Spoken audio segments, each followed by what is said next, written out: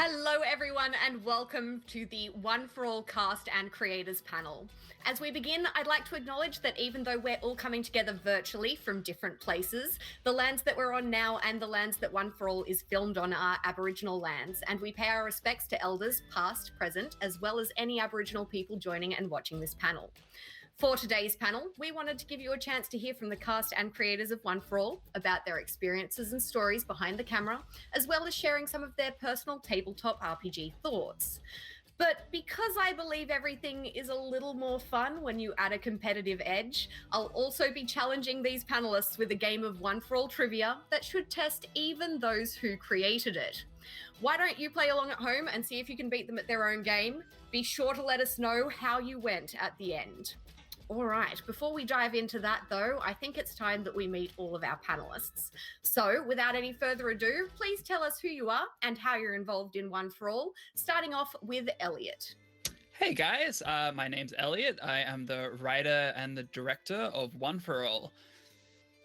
Excellent. Next up is Kendall. Hey everyone, I'm Kendall. I play Patrick Purser, the DM, as well as a host of NPCs. Fantastic. Next on my list is Eva.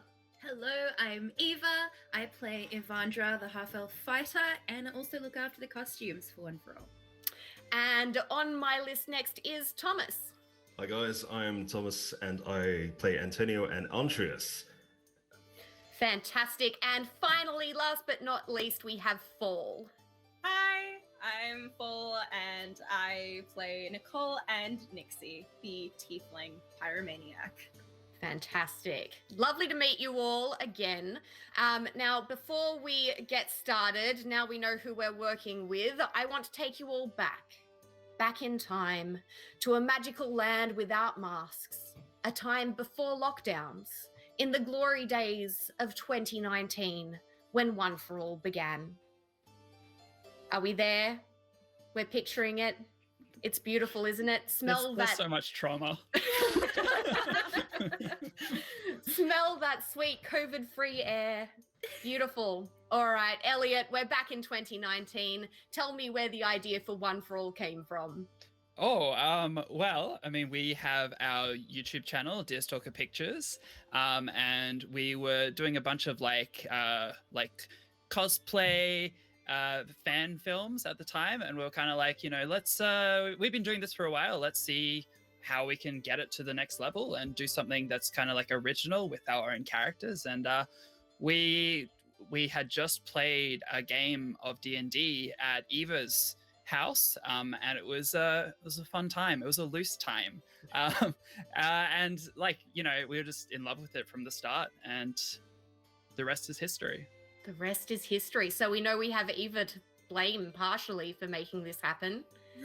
Excellent. Now, that kind of brings me on to my next question, because we started out with Deerstalker. You have a long and storied history of creating amazing content that you can see on YouTube before One for All came about. And there are a couple of familiar faces that we know from One for All who also appeared in previous Deerstalker Pictures work. I want to hear from our cast, though, how they got involved in One for All and their history with Deerstalker. So I am going to start with Kendall. Take it away. I met Goldie on the set of a short film when I was at acting school. I was acting in it and also doing like crew level work at the same time. It was a weird thing. But 90% of the job is networking. So we just like add each other on Facebook. About a week or two later, she told me about the Deerstalker channel and said they were doing a Game of Thrones parody and they wanted me to come on and be Oberyn. So yeah, I rocked up the next week. That's when I first met Elliot. We shot that we just sort of rocked up in a park with a GH5. That was so much simpler than what we do now. And yeah, I think about a year after that, I was asked to do a voice of Professor Oak for a Pokemon video, and I think I kind of got the communications wrong as to how cursed the voice was supposed to be. I wasn't, yeah. does a bit of a breakdown. But yeah, we just stayed in contact after that initial time, and one day I posted a picture on Facebook, just being like, "Yeah, I'm doing the thing. I'm playing the game. Here's my D&D table. I am being the master of it." And yeah, they just saw that, reached out, and were like, "Oh, you DM?" It's like, "Yep." They're like, "Oh, we want to do a D&D show. You want in?" It's like, I was like, "Oh, I'll see how my schedule's looking." Definitely seems like the most successful version of sliding into someone's DMs to have you here as the DM at One for All now. Now, just to keep you on your toes, I'm going to throw to Fall next. So I actually never previously worked with Deerstalker. They were known in the cosplay community, and I'm a cosplayer, so I knew of them, but I'd never actually done any work with them previously. It was actually Thomas who introduced them to me.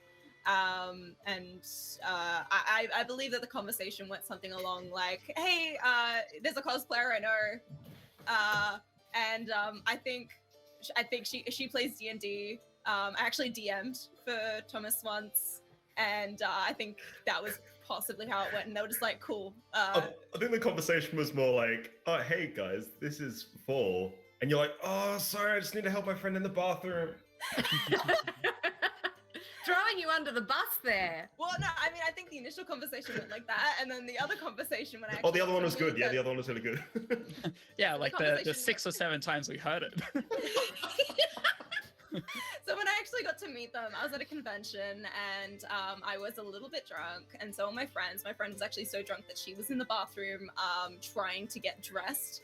And it was at this point, while I was going in and out of the bathroom checking on my friend, that I saw Thomas and Deerstalker, Elliot and Goldie, and Thomas was like, hey, come over. You got to meet these people. They're the people I was telling you about that do the D&D thing. And I'm like, oh God. And so I come over, and I just word vomit my entire acting CV, because I actually have done acting previously. I've been to NIDA for a few years doing screen acting and all that sort of stuff. I've done a few commercials and things in the past, as well as theater. And so I just kind of spilt all of my CV at them, and then forgot that I'd done it, and then did it again, and then went and checked on my friend, who was still somehow not able to put on pants, came back out, and then gave back my CV another time, probably a few more times after that. But yeah, so I don't know how I got the job, but they let me do an audition, and here I am today. We threw you a bone. All right, sure. Have an audition. Just leave us alone, please. We're trying to leave. The best part was there were plenty of opportunities to introduce them, but I just wanted to wait a little bit, just see how it played out. Perfect moment. You were waiting for the perfect moment. Yep. I think now we need to know, Thomas, how you got involved in One for All and your history with Deerstalker. Oh, I'm on speed dial. Elliot's like, "Mate, how much shame have you got left?" I'm like, oh. It's like, "Do you want to do this thing for me?" Yeah, 100%. It goes all the way back to about 2012, when I was in one of the cosplay videos up in Brisbane, I believe. And then we've sort of crossed paths quite a few times. We've done some cursed and some not so cursed stuff. I was also in the Game of Thrones video and an Overwatch tribute, let's call it. You made an incredible Jon Snow. Thank you. A very good Jon Snow, Honestly, very convincing. One of Thank the you. best Jon Snows I've ever seen. Yeah. Aw, that's very cool. Apart from Jon Snow. Yeah, well, Can we do a better job? He's like 5'6", isn't he? Yeah. Can we also give credit that they had a almost identical Jack and Hagar lookalike? Yes. Yeah, I can still do the voice, but I shan't. But yeah, it's just sort of been an ongoing relationship, I guess. So it's their fault. And then One for All came along. Oh yeah, How then did One that for All came happen? along. They opened the book to a certain page. They're like, "Nah, kind of looks like that guy we know, which we got to do that thing once or twice or 10 times. Let's see if he's available." And I once again checked my little shame. Shame meter. Yeah, my shame meter, my gauge, and it Yeah. went, "You should do it, mate." I'm like, why are you talking to me? And, It's like an and egg then, ball. Yeah. yeah. Yeah. And honestly, like, I make a lot of jokes about it, but it's a hell of an opportunity, and D&D is a huge part of my childhood and growing up. So I like, as much as I play it down, this was super exciting for me, and I stuck my hand so far up in the air, it was embarrassing. He actually Beautiful. detached it and then held it up with his other hand. Yeah. An extra hand, stole someone else's hand and held that in the air. Now, last but not least, Eva, we know that you were responsible for introducing some of the creators of One for All to Dungeons and Dragons as a whole, but how did you get involved in One for All? So I've got a pretty similar story to Thomas in that I've known these guys since maybe 2012, 2013, and been in quite a few Deerstalker Pictures videos along the way. Very similar. They were just like, oh, Eva wants to do stuff. What can we make her do this time? So I've known these guys for quite a long time, and it just so happened that I was running a birthday one-shot for my partner at the time and invited them along. I had pre-written characters. I believe I gave Elliot a tabaxi rogue by the name of Threathar. Yeah, it was great. Plot twist. It was a fursuit. Yes, and the grease spell that he'd been using the whole time. Well, that wasn't a spell. So safe to say it was absolute chaos. And I think, Elliot and Goldie walked away with a few ideas for a series from that. Love that. Yeah. I'm excited to see the fursuit tabaxi in One for All. Soon. And so basically when I caught wind that they were planning on turning that idea into a show, I was like, if you don't let me be a part of this, I'll never speak to you again. So and now I'm involved. So when One for All kicked off, we started with You Meet in a Tavern, which is a iconic place to start any D&D campaign. How many episodes were you expecting to be involved in and expecting to have for One for All? Was it just a one-off, or were you hoping that it would continue into something bigger? Well, I mean, it's really in the title, isn't it? It's just the one? The one. It's one. That's all you get. Yeah, well, I mean, that's all we'd expected to make. It was a pilot, and obviously when you go into something, you don't really know if it's going to work or if you're going to have a good chemistry or whatever. And I mean, we watched back the first cut and we're like, I think we might be onto something here. And so then before we'd even released the first episode, we'd gone and shot the second one. That's pretty impressive. So it sounds like it didn't really matter how it was going to be perceived. You always wanted to make that second episode because you started filming before it was even released. How was the first episode received when you initially released it on YouTube? Pretty good. Yeah, not bad. I mean, we've had a few viral hits before, including one that Tom has been in. So it was surprising, to say the least, that it did as well as it did. And I think we were all just kind of sitting there, just refreshing the page and just watching the view count go up and up and up. I remember in the group chat, we were all just being like, oh my god, it's hit this milestone now. And then a few seconds later, it'd be like, oh my god, now it's just hit this other milestone. And it's like, oh, here's that comment. Oh. I always remember, I think it was something Kendall said when the first episode came out, and he was like, this is the most something I've done has ever been viewed ever. And we're all like, oh no. Baby. And now look at you. All right, everyone, I've taken you back. I've taken you back to season 1. We've talked about your memories from the early days, and now I think it's time for us to test just how much you actually remember about the first season. For this trivia battle royale, the first person to press their buzzer gets a chance to answer the question. Mine's still locked. Yeah. Just wait. Have some patience. It'll happen. Bullshit rubbish. If that person gets it wrong, the next person who pressed the buzzer has a chance to answer correctly. I feel like these rules are slightly easier than memorizing the Dungeon Master's Guide, but I know you, so we'll see how we go.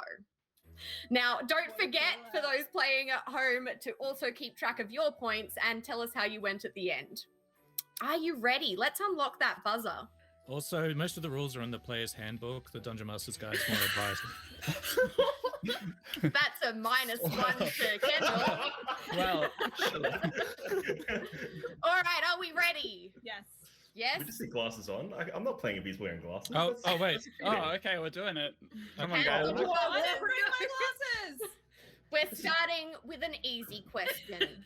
Prepare yourselves. Question 1. Killet the Furbolg has some interesting eating habits. What animal is he roasting in the episode? In the episode Tragic Backstories. That is, if I'm not mistaken. Hang on. The first person to buzz in was Elliot. I I mean, was so like, confident. I know the answer, but I was just waiting to see if Tom would just give it to me.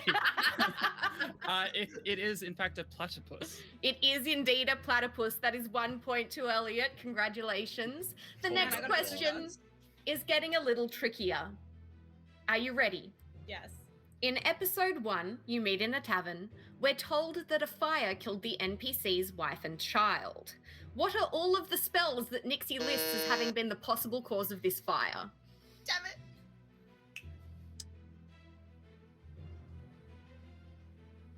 Come on! Someone dive in! I mean, I've buzzed in. Yeah, he buzzed in first. Okay, excellent. Excellent. The first person to buzz in was indeed Kendall. Kendall, list as many as you can remember. Well, first of all, fire hands we've said a lot. We're not including bloopers. We're not including Didn't look bloopers. at- I Fire assume hands. it was fireball, burning hands, firebolt, wall of fire. You're missing 2. Flaming sphere.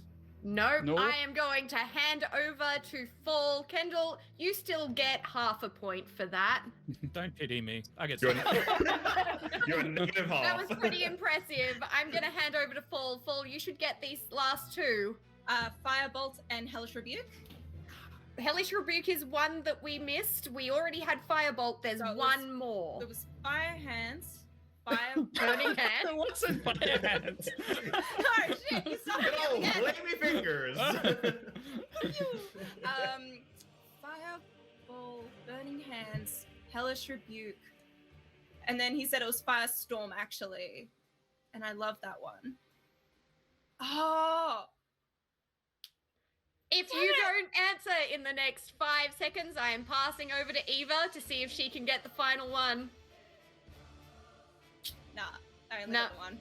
Eva, I thought it was Firestorm, but I don't think it is now, so I don't it is know. not. It's Scorching Ray is what we were looking for there. What we were looking for there is Scorching Ray. I am going to give Fall a 1/4 of a point. I didn't What expect. is this scoring system? Listen, do you want to get on my bad side? Don't sorry. poke the DM. I'll take my 1/8 of a point later.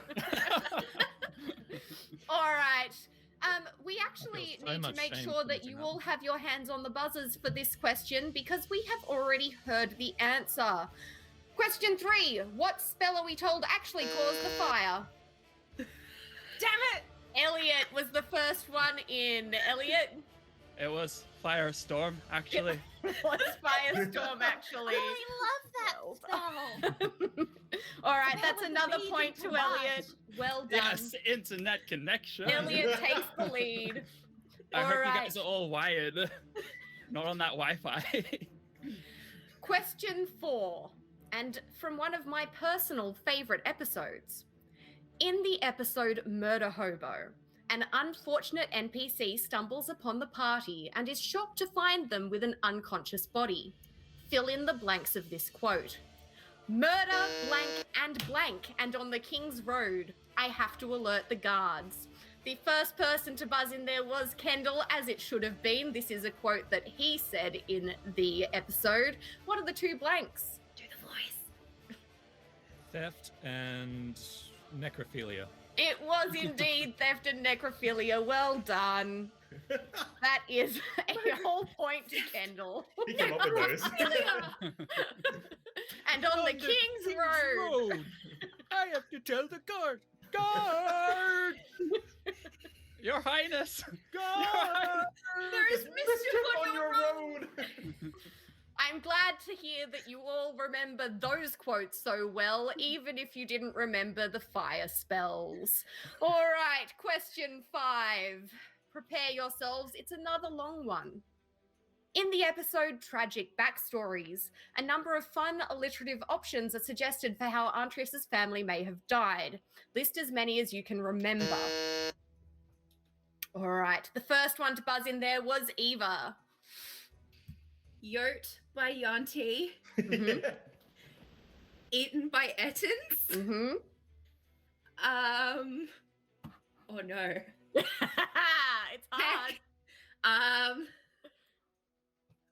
My mind's gone completely blank. You are going to have 5 more seconds to give me one more. Oh. There are a total of 5 you're missing. Oh. No, I don't know, I have to that's pass it. on. That's it. You are getting a 1/4 of a point for that. Nice work. Next to buzz in was Tom. Tom, which do you remember? I think my family was also beaten by bullywogs. They were not. Not What? in the official cut. Oh, there were so Oh. many! Yeah. Even I'm confused by like all of the takes I didn't use. That sounds like a you problem. Next. Touched by titans. No. No. Sauteed by sirens. I think I'm just coming up with them now. Wait, These how are many- all excellent options, but not correct. I was next, wasn't I? Yes, Kendall wait, is how next. many? It was bludgeoned by bandits. It was Ah. bludgeoned by bandits. I will give you an extra point if you do it in order too. That would be amazing. No, that's not happening.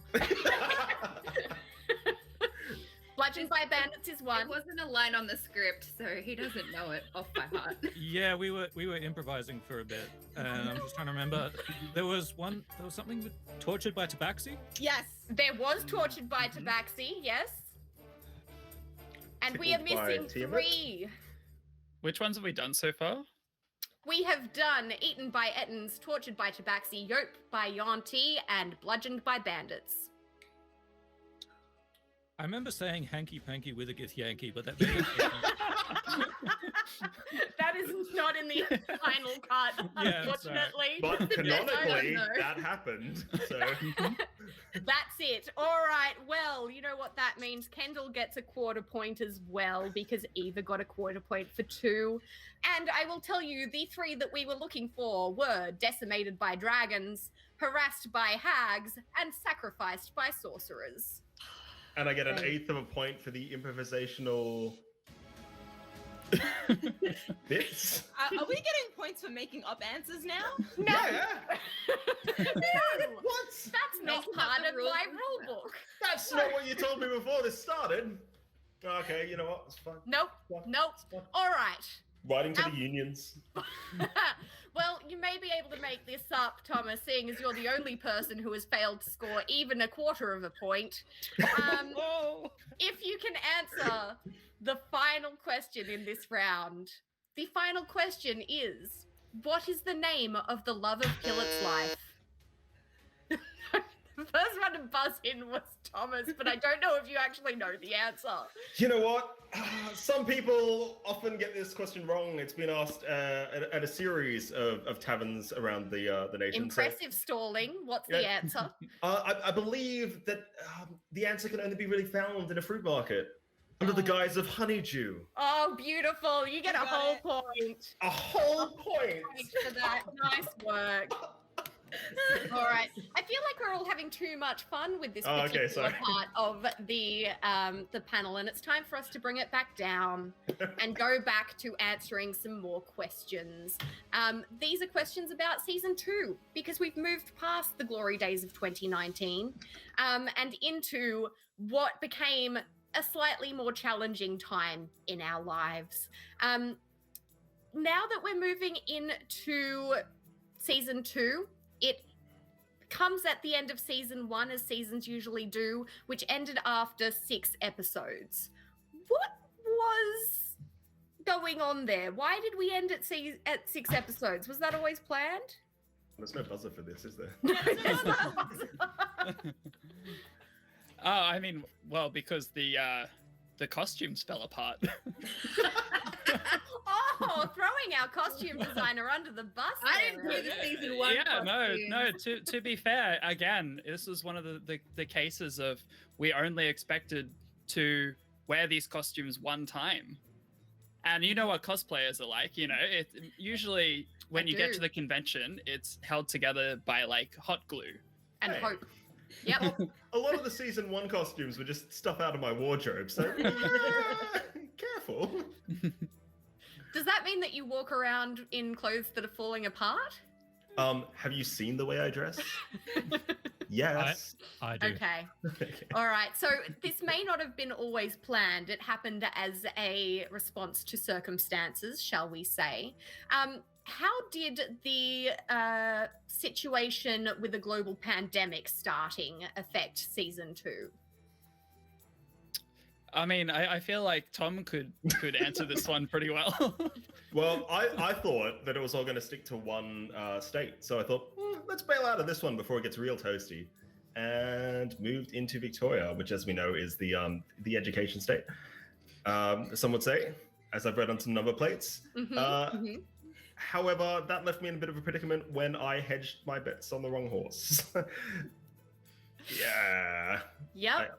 I got locked down pretty hard, and unfortunately meant that I couldn't come up and do a couple of the episodes. And instead of writing me out of the show, thank you for not doing that. They had to try and do their best to write around my absence, but it gave us some absolute gems for the season. It did indeed. It did. Which brings me to what was going to be my next question: the introduction of guest players. We had wonderful guest players like Anandale and Vlithrin introduced to us in season 2. Tell me what it was like working with new people, bringing them into what was already a cast that had been kind of solidified. It was kind of like, hey, welcome to hell. Whoa! Oh, A bit it's scary rebuke. having you with the flames in the background saying that too.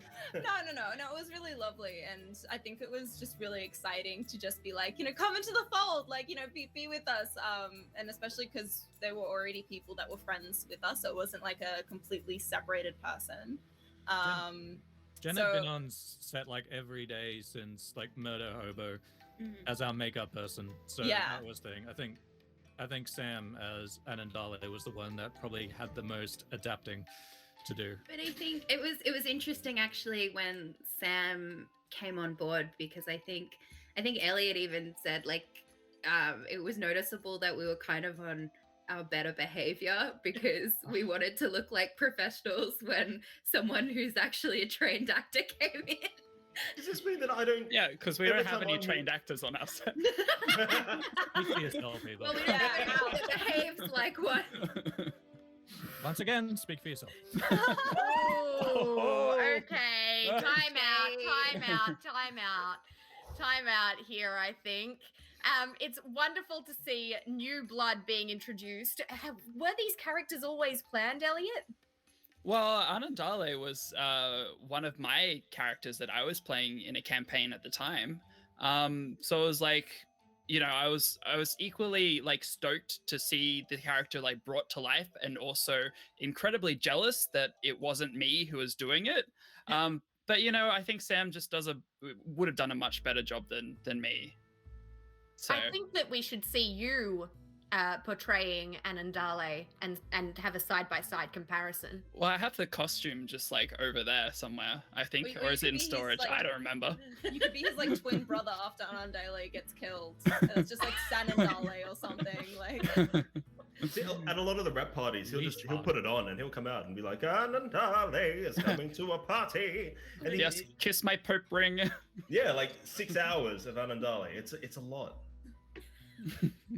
Should have been in the We'll, show. we'll see it in the Ryan cut, I'm sure. Now, cast, can you tell me about the way that you approached your characters in season 2 as opposed to season 1? Was there a difference in the way that you brought them onto the screen? Thoughts? I think they it was really cool because by the time we'd gotten to season 2, we'd sort of had a chance to sit in the characters for a little bit, and I think pulling from that, Elliot then sort of wrote the characters to respond to how we'd acted them out in season 1. So I think in season 2, the characters really started to get a bit more kind of meat to them, and we started to really find that stride. I think it's really interesting if you look back at like the first episode you made in the tavern and then compare it, you can sort of see how those characters have developed as we've spent more time with them. Mm-hmm. So I think, yeah, it was really cool to kind of start to see things coming up in the scripts that built on the characters that we'd brought to life in the first season. That was really cool. Yeah.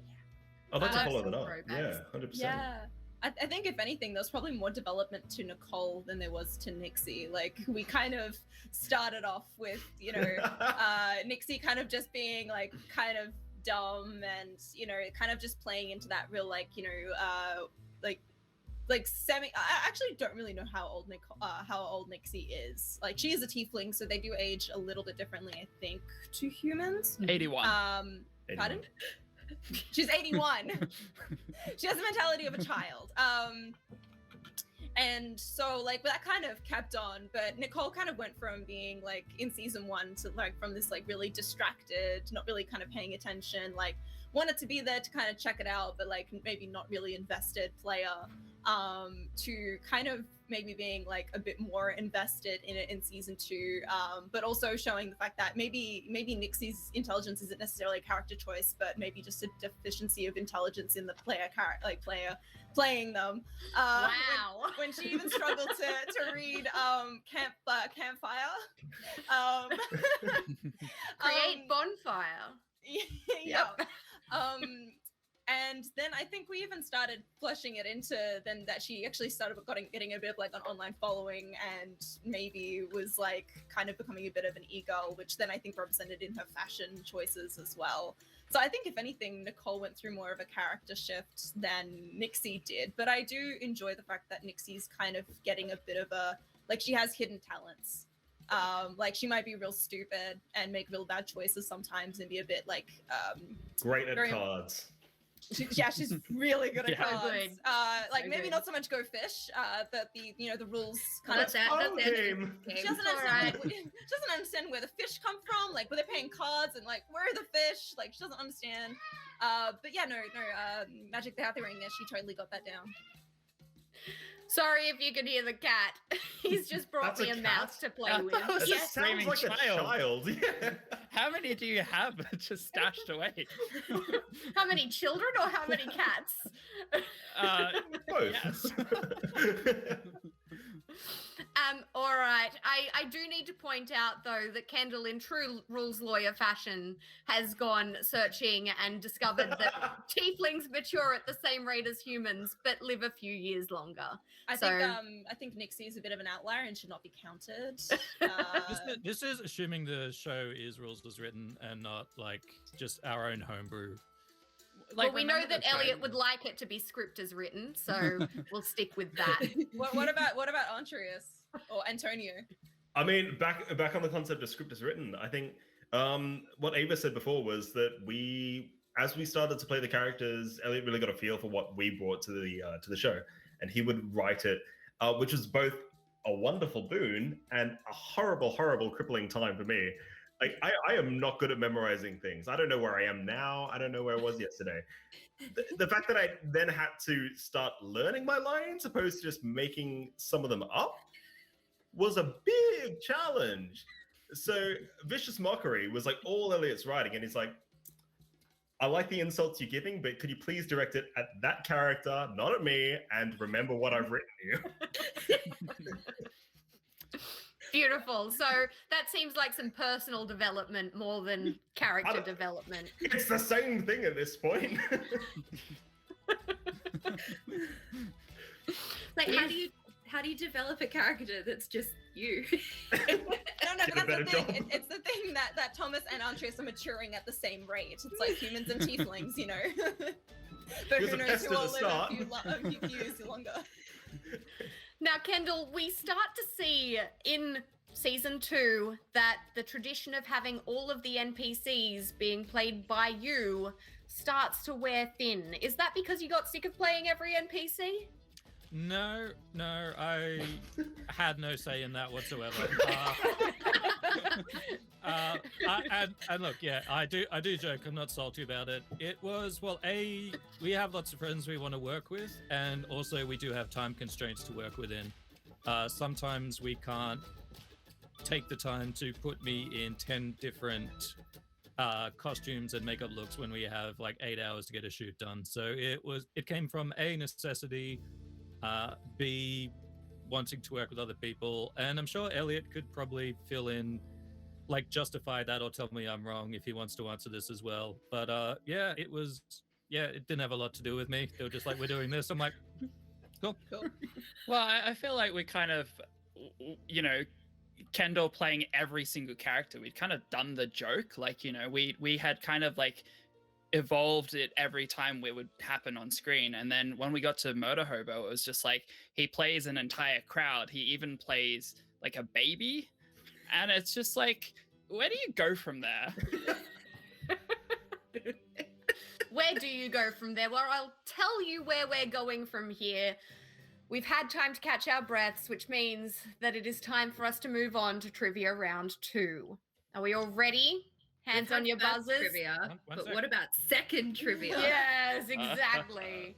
Second trivia time. Can we unlock our players' buttons, please? And get ready to answer question 1.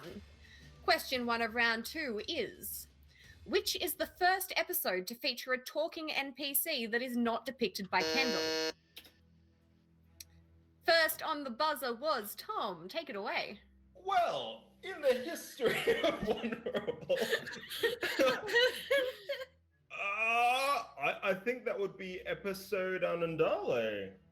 That is not correct. Anandale Which is not my an NPC. second answer. No, we are moving for- on to Eva, who was the second person to buzz in. Oh heck, I'm going through it in my head still.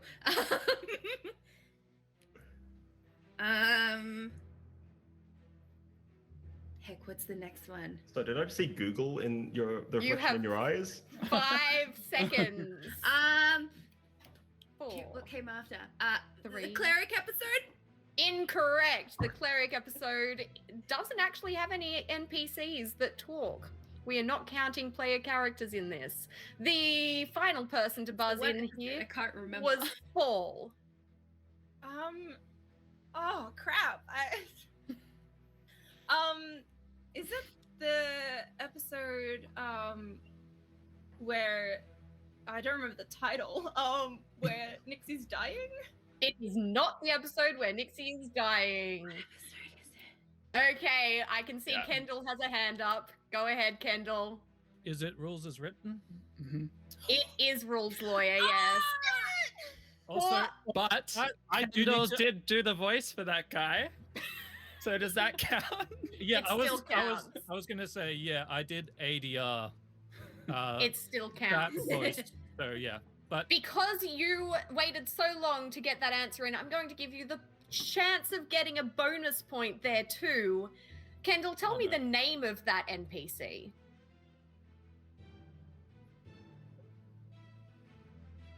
no. No, Elliot. Give me the name. I'm pretty sure it's Ragnar, isn't it? It is indeed Oh. Ragnar. Congratulations, Elliot. That's not never fair. say He his wrote name.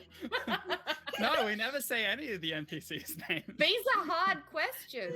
They're Yeah. difficult. All right. Continuing on, this one could be anyone's game. In Rules Lawyer, we see the fighter Avandra use her action surge ability, which takes a bonus action to use. Fighters also have another ability that takes a bonus action to regain hit points equal to 1d10 plus their fighter level. What is that ability called? The first one on the buzzer this time was Thomas again. Oh, well, I figured out this game, right? If you just press the buzzer, you get an opportunity. Come on, Thomas. I'm giving you 5 seconds. What? Everyone else has like 50. Second win. It is second wind. Ah, Nice work. Wow. Action surge doesn't take a bonus action. Yes, it does, actually. I Googled it when writing these questions. Shouldn't. lawyer. Never played it that way. Okay, I'm looking into it. Okay, look into He'll get back to it. you. Come back to Glasses me. go back on. Check out D&D Beyond and come back to me. Second glasses. On your turn, you can take one additional action on top of your regular action and As a a possible bonus action. and a possible bonus. As a bonus action. Oh, contention. I'm not, Season 2. Don't I'm not poke seeing the that. DM. I'm not seeing that wording. That's Don't it. You're poke losing a the 16th DM. of a point. Question 3. In season 2, we're introduced to our first 2 guest players. What is the name of the warlock Anandale's patron? First on the buzzer there was Fall. Saxadar! It is indeed. Well done. Yay, I get a point. All right. Question 4. Vlithrin, the Triton cleric, is beautifully portrayed by One For All's makeup artist, Jennifer Pryor. What color are Vlithrin's eyebrows? I can't buzz. Yeah, what's on a buzz? Okay, the first on the buzzer there was Tom. They are greenish. They are greenish. Yes. Nice work. I had green. Teal is also acceptable, which I think covers greenish nicely. The final question in this round. Question 5. In the episode Cleric, Vlithrin was unable to cure Nixie's wound. Why was this? Damn it. First on the buzzer was Kendall. She didn't have a wound. It was strawberry jam. It was strawberry jam. Well done, Kendall. All right. It is time for us to level up to season 3. We'll put the buzzer away for now and mention that moving into season 3, we see some pretty major changes in the production of One For All behind the scenes. Some of these came as a result of receiving funding from Screen Australia. Can you tell us how that came about? Well, so, we had been making season 1 and it had been doing really well. And we saw that there was an opportunity to go and apply for funding. And we submitted our application and they really liked what we were doing. Like they were stoked that we'd already kind of been making the show. So it was like there was proof that there was an audience for this. And it just seemed like, such an obvious move to kind of get behind us and help support independent Aussie creators. That's really nice. It's lovely to see Screen Australia getting behind creators on things like YouTube as well as other platforms that are kind of more traditional, shall we say. What was the most exciting part of filming a musical episode? Shots. Finally, some good cinematography. What? I think shots were just fired. Shots were indeed fired. What about for the cast? What was the most exciting part of filming a musical episode? Oh, catering was pretty good. I loved learning. Wasn't it? It was too choreography. spicy for you guys. Catering was good for some of us. So Eva, beautifully responding in the way that we're looking for, enjoyed the fight choreography. Do I get a point? You do not get a point. You get inspiration. Ah, it's rigged.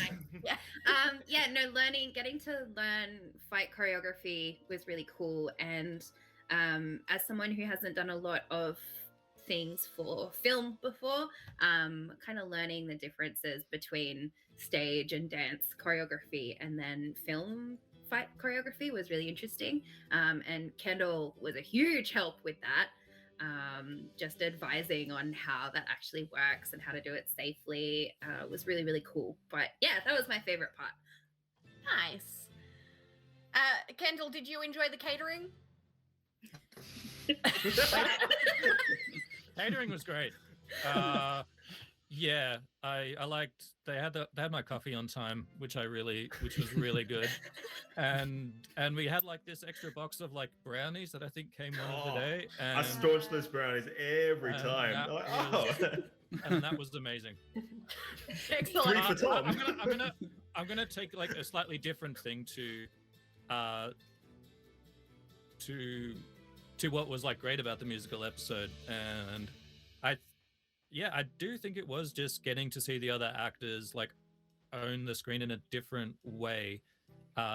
Mostly Tom, because you're singing and dancing the whole way through in your center stage, but it was just something nice to witness. Oh, how heartwarming. You That's pretty cute. softy. Damn it. All right. Paul, what was your favorite part of filming Bardic Inspiration? Well, I've been very lucky to do quite a few musicals, and I've also done quite a lot of vocal training as well. I think the one thing I love about cinema and theater as well is just the collaborative nature of it.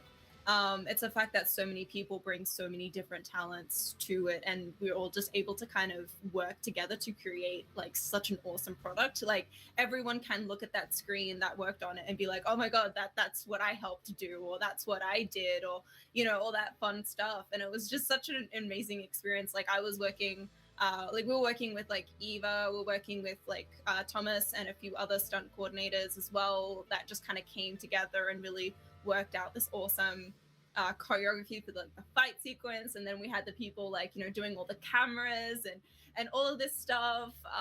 Like it was just so much fun just being able to do all of that together.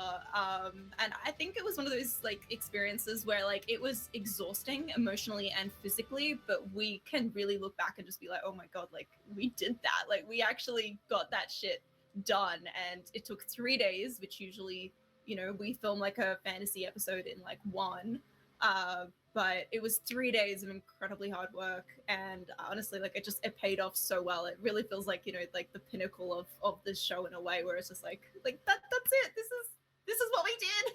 And if I'm not mistaken, it was 3 days of filming combined with a number of other days of learning fight choreography and recording the actual song beforehand. So a massive effort just for that one episode. Yes. Elliot, tell me a little bit about what it was like working with such a big crew. I know that when you started with season 1, it was how many people in Eva's bedroom?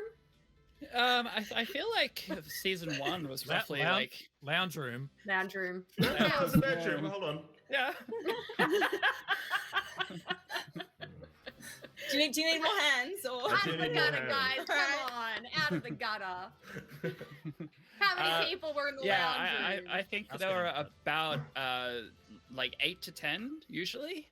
And then season 3, we managed to get up to like roughly 20 to 25 people on average. Not in Eva's lounge room, but on location shoots. So it was like, just instead of having to wear like 10 different hats on the day, it's like you've got somebody who's doing a specific role, and it just makes it flow so much smoother. And also it just allows us to do so much more. Like, instead of just like rocking up with kind of almost next to nothing, we can build like a whole gate. We can push a gate over. We can just, do a whole bunch of like lighting setups and all of that crazy stuff. And we just couldn't do it without that many crew members. And what an incredible amount of production went into season 3, and you can really see that in the final product. Were you surprised with the reception for season 3? Me? No. All of you. Everyone. That's good. I think what was really awesome about it was the fact that we actually all got to see it on a big screen. That was really as cool. well. Yeah. Like That we was got to have our own little real. red carpet event, and it was a little bit hard because of COVID. Like how many people like were able to come, and the mingling aspects of it and everything. Like even during the after party, we constantly had people being like, sit down. I'm like, oh, I want to talk with everyone. But yeah, like that was such an awesome experience to actually sit in a theater with everyone and be like, that's us on a big screen. That was so emotional. Oh, so good. And To sing along loudly and off key. Yeah. To Yeah, loop you back were there. around onto the musical bit, like I wanted to say that was like a combination of the two things. So seeing the screen go slightly wider into anamorphic, that was like, and being able to watch that in a cinema type scenario was huge. Yeah. Like Just physically, a single So sexy. tear.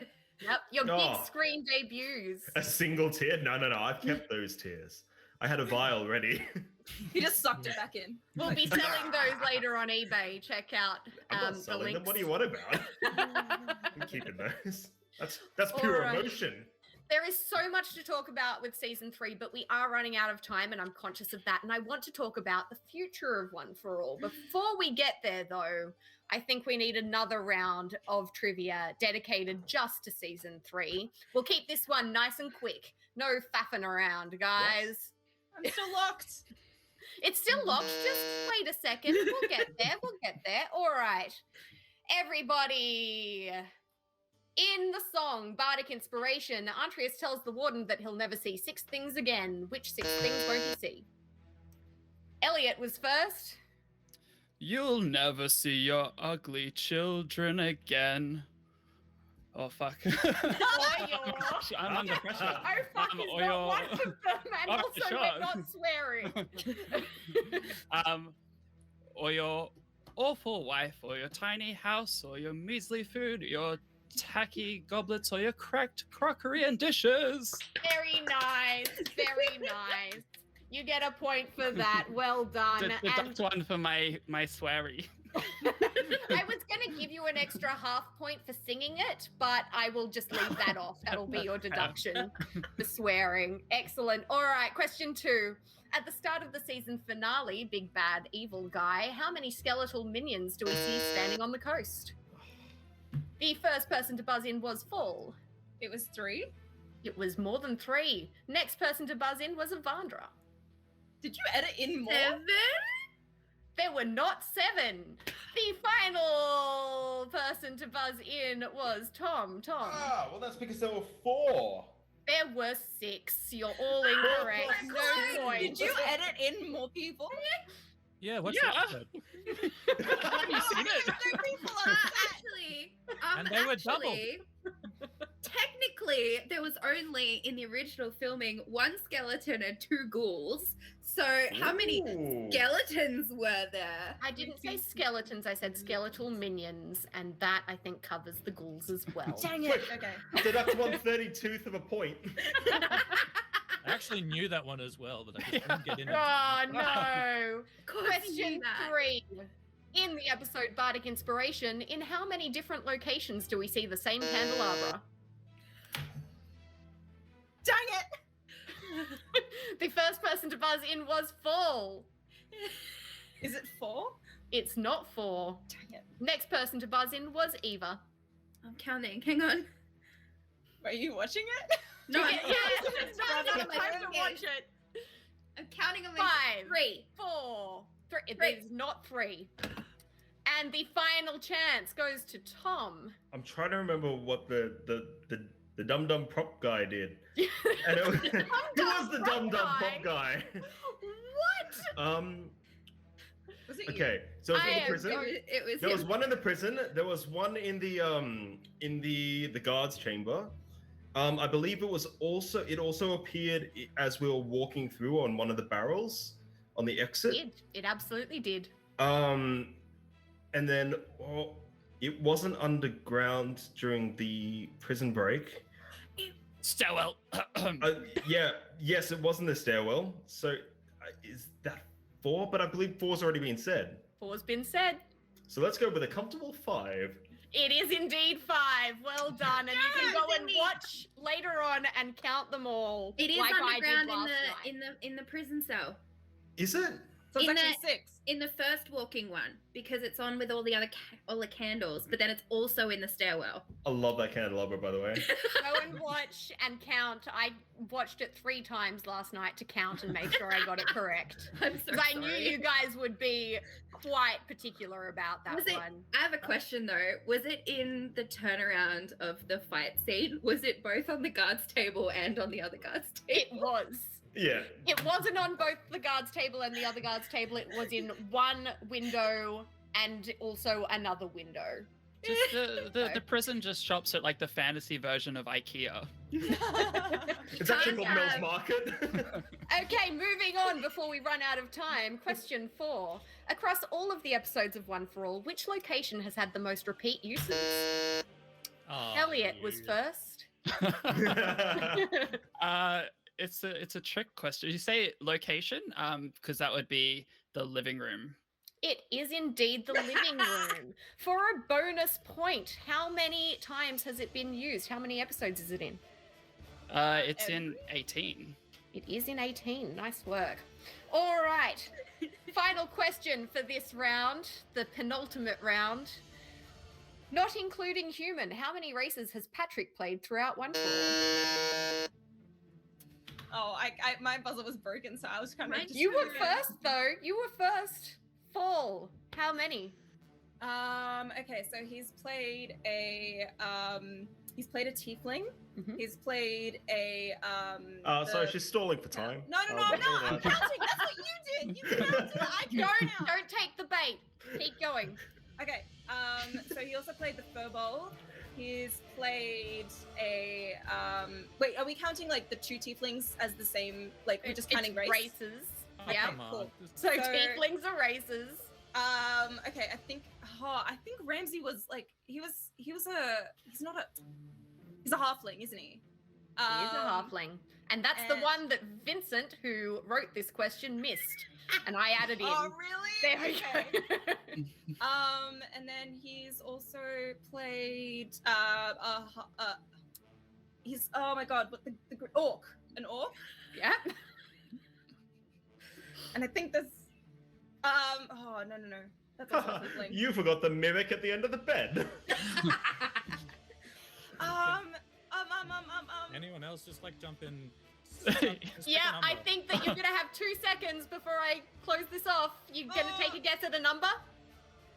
I'm gonna say, do I get half a point if I just stick with those ones? No. Oh! I wasn't asking you to name all the races. Okay, I I'm was gonna asking say you for a 6. number. It was not 6. Kendall, you were next on the buzzer, and I will be most upset if you get this one wrong. Yeah, so would I. I think it's 7. It is indeed 7. Well done. Do you want them named? Or... Yeah. Yeah, if you want to list them, go for it. Well, there's a full orc and there's also a half orc. Mhm. And there is a halfling. There is a dwarf which was married to Ethel, Oh, damn it. and then there is the tiefling. Then there is the furbolg, and the big bad evil guy is a drow. There you go. Hey, What? did you say And Reginald? elf? Reginald High is elf. an elf. Reginald's an elf, and so is big bad evil guy. So Do you count half elves? They're both. I consider a drow to be a form of elf. Because technically you also played a half elf. Yes. Oh yeah. Yeah, the Oh, so it's Eurovision actually half elf. Eurovision elf. We're not getting involved in this conversation. We're going No. with producer Vinny's and then my corrected one because Well- we forgot my husband. I think intentional characters are very different to You when made we up on slap the a pair of ears on as an extra. Yeah, and you couldn't really. They were under a lot of hair. It's Hey, that's my Really? long lost brother, okay? Eurovision elf. Okay, at the end of Forgot that the one. penultimate round of trivia, we are sitting at Elliot on 6. We are sitting at Eva on a quarter point. Well done. We're sitting at Paul on 1 1/4 points. Thomas is on 4 points, and Kendall is on 4 3/4 points.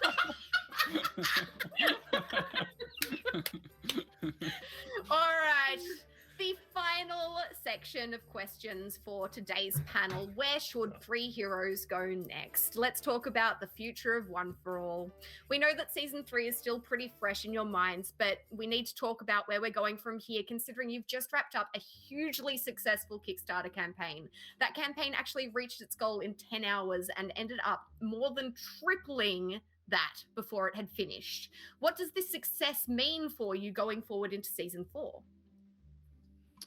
We get to make cool episodes. We're making 9 of them in the near future. So season 4 will be our biggest season yet. That's so exciting. Yes.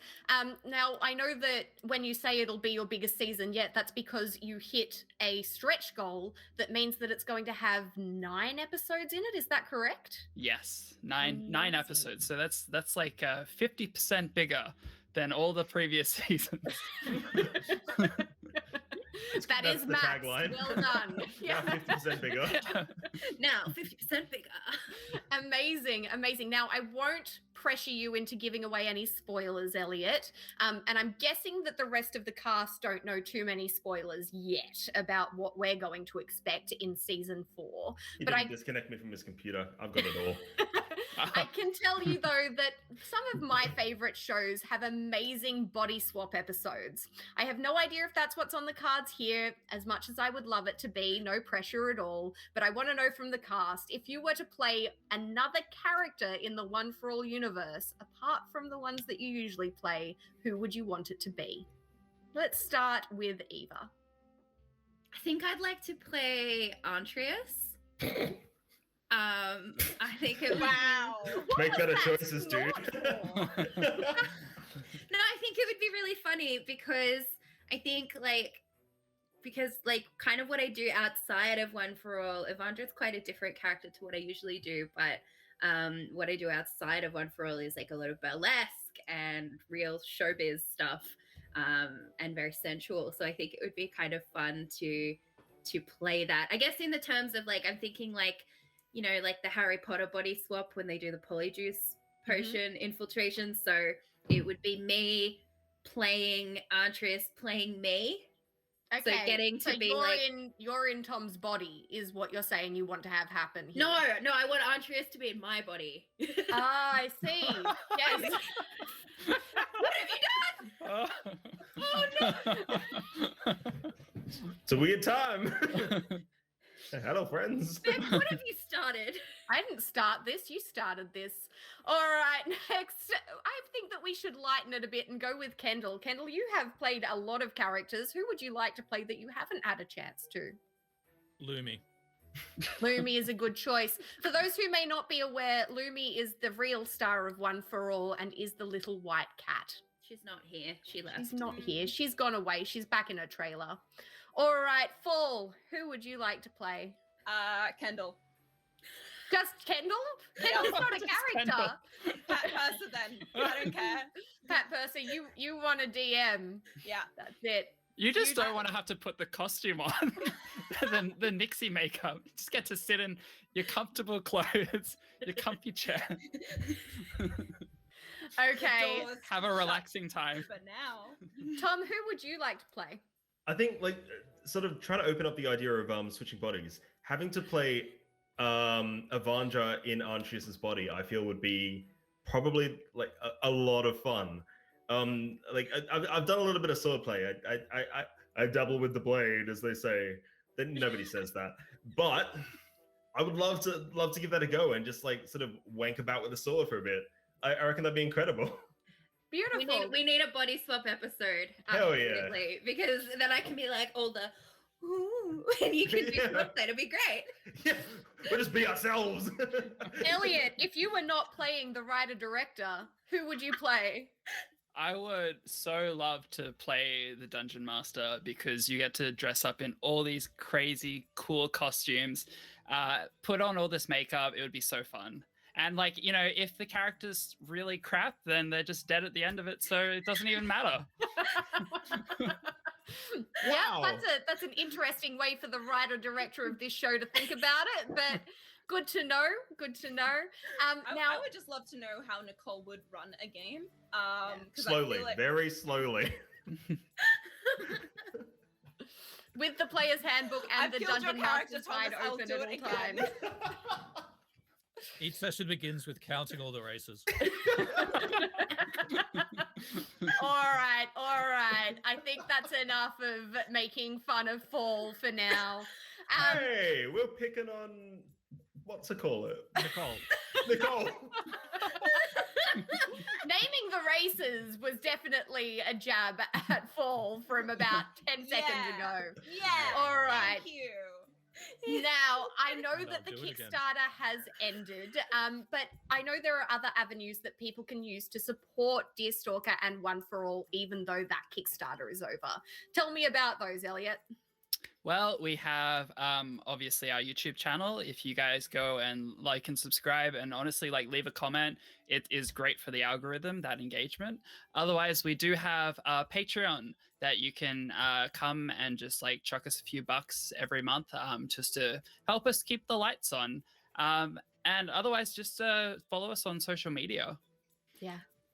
Yes, Eva. We also have a merchandise store where you can buy cool things like t-shirts and keychains and minis and dice bags. So that's pretty cool. And yeah, the Patreon has a bunch of cool rewards too. So if you chuck us a few dollars, you'll get stuff in return.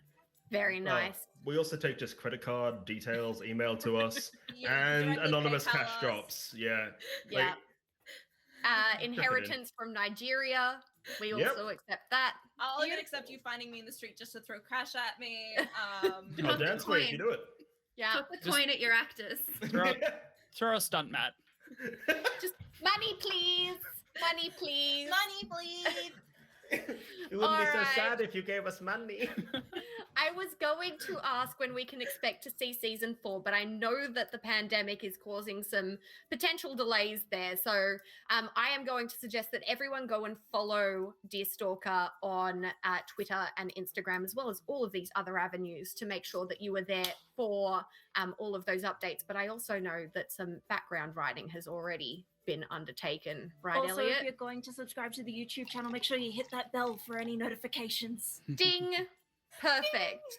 Awesome. I think it's time that we wrap this up with our final trivia round and find out who is taking home victory today. This is All another right. one surprise. Is there There's a a prize? final round. Season 4 trivia, let's do it. Oh, the glasses go back on.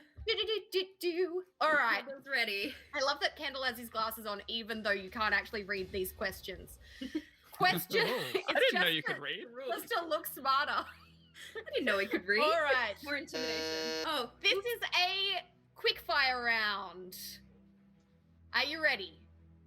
In the episode Stealthy Approach, how many guards attack the party at the end of the episode? Kendall. 6. There are 6. Well done. That was such a guess. In the next question, how many d6 damage does a fireball cause, assuming it is cast at its base level and the opponent fails their dex save? 8. Oh, Kendall, you didn't buzz, but yes. Yes, I did. I buzzed first, but I didn't call on him. I didn't call. Well, straight. I saw the results, so I just yeah, jumped we in. can see Don't mess poke I the DM. apologize if you wish to take a point away. No, it's nothing. fine. It's fine. Not counting behind the scenes and bloopers, how many times does Nixie and Nicole say fireball throughout seasons 1 through 3? Not counting. Oh, damn, sorry, I had Not a different number in my counting. head. But it is, you did buzz in first, so what is your answer? Oh, it's actually 18. It's not 18, but good guess. Fall. Is it 15? It's not 15, but we're getting closer. Eva, you have the final chance at this one. 12. It's not 12, it is 14. Ah! Next question. Next question. Not including photos in the background or ad spots, how many episodes does Lumi the cat appear in? Tom, you were Too first many. on the buzzer. No, and I am tempted to take a point away for that one. Do it! This whole thing's a sham! Elliot, the next on the buzzer. Oh, I know that I've deliberately cut her out for in a few just because she was really annoying. I'm gonna say 17. It is not 17. And Eva, how many times does your cat appear? 15? It is not 15, it's 14. She only 14 appears in the again. ad spot in Splitting the Party and doesn't appear at all in Cleric, Long Rest, or Deception Check. The There best you go. episodes. The final question. Are you ready? Excluding duplicates, special thanks, and translators, how many total people are credited in the description of Big Bad Evil Guy? Tom. Wait, sorry, excluding who? Excluding duplicates, Yep. special thanks, and Yep. translators. How many total people are credited in the description of BBEG? Why are we excluding translators? We I've love got a- our translators, but they're not at the top of the credits list. Fair enough. I've got a feeling it's between 26 and 28, so 27? It is not 27. Next on the list, Eva. Look, it's escaped me twice, so I'm going to say 14. It's not 14, it's more than 14. Kendall. Shot in the dark, 45. It's not 45, and I'm going to chuck to Fall for a guess. 31? It's not 31. Elliot, can you get this correct?